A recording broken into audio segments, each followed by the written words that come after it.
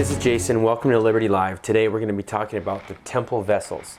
Now, many of you know we made a video about the golden bowls that they are made to offer up to sweet incense called keteret in the temple. As a matter of fact, this is where the term holy smokes comes from. It's a smoke that is holy because it's derived from prayer and from the offering of incense in the house of God. Well, I wanted to talk to you today about how do we know exactly what these look like? And I think that's a valid question.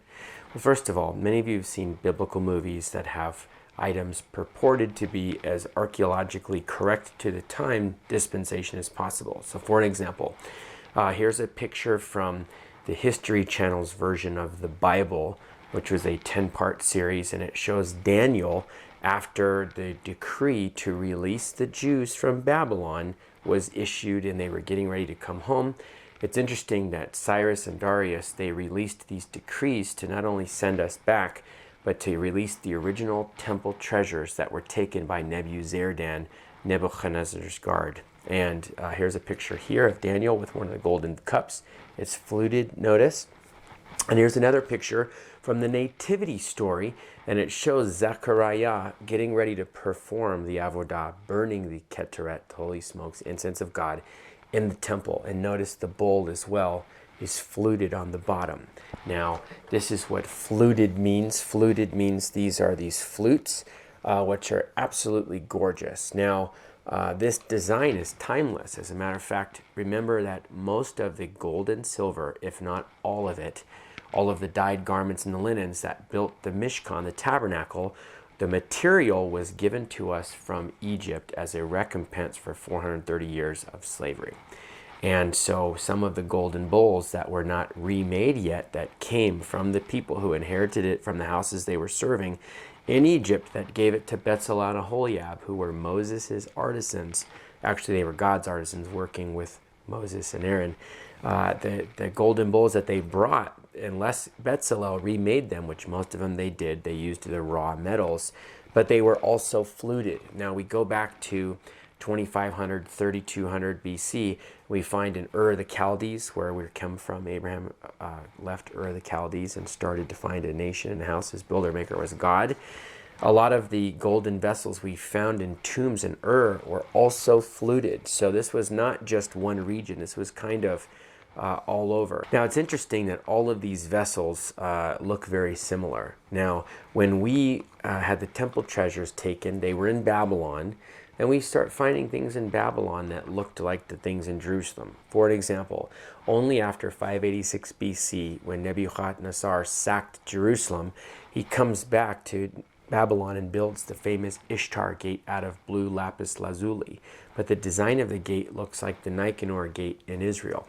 In the same way, the temple treasures, only after being taken by Nebuchadnezzar, when examined by Cyrus and Darius, the Mede and Persian, they started looking the same way. We found, for example, a golden bowl from Darius from Persia around that same time frame. Here's a picture of it here. Notice the flutes on the side and the inscription on top that says to Cyrus or to Darius, King of the world or King of kings. Where'd they get that idea from? And so we release these temple treasures back, and someone goes, well, where are they? How could you tell me exactly what the temple treasure in Jerusalem looks like?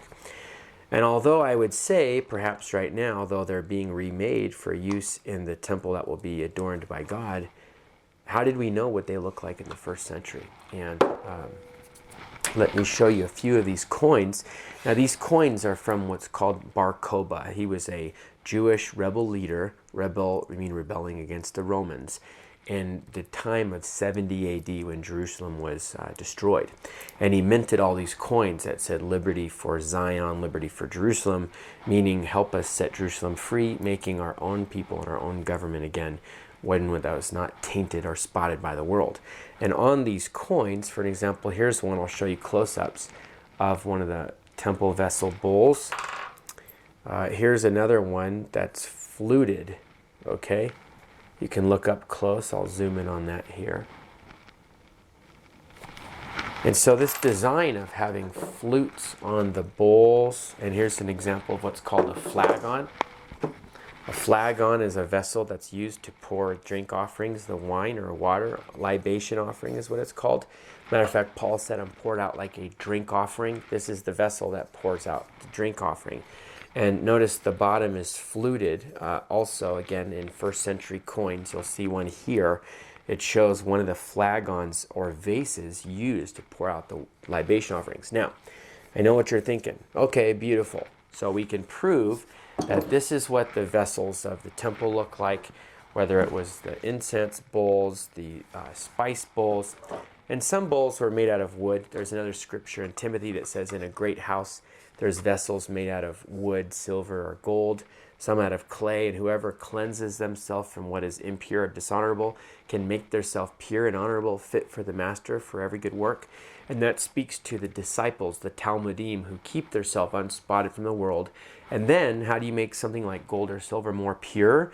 You have to put it in the refiner's fire, and in the fire of refining, which is our trials and our challenges and our tests, which end up being testimonies if you do them well, of what God's doing, you actually become refined and more valuable for the Lord. So I know the question you're asking, why are they fluted? What's the whole point? Beautiful as it is, why are they fluted? Why is the flagon fluted?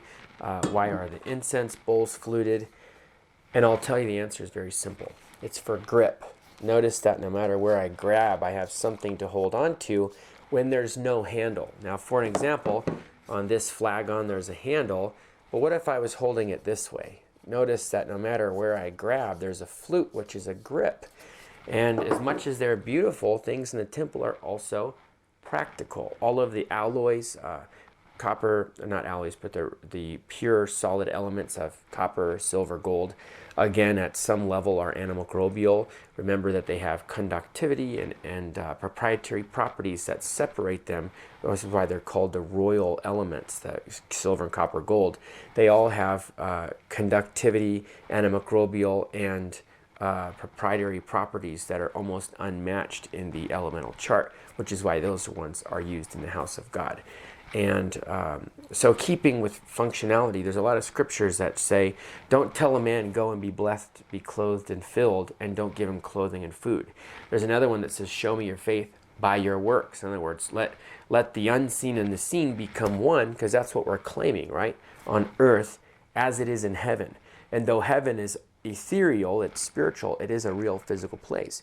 So if we're connected on heaven and earth, it's like, imagine you have a pen pal. Well, how do you know that? Only when the letter arrives is your pen pal validated. Only when the package arrives is the delivery confirmed or validated. So if we're claiming the kingdom of heaven has come to earth, and the things in heaven are not starting to manifest or materialize on earth, salvation, redemption, healing, miracles, answered prayers, blessings, the physical weighted Shekinah, the presence of God, then it says in the Bible, basically, if your faith doesn't match your works, it basically says your religion is worthless, right? If you don't take care of the widows, the fatherless, and keeping yourself unspotted from the world. So you have to care like God cares. You have to be holy as God is holy.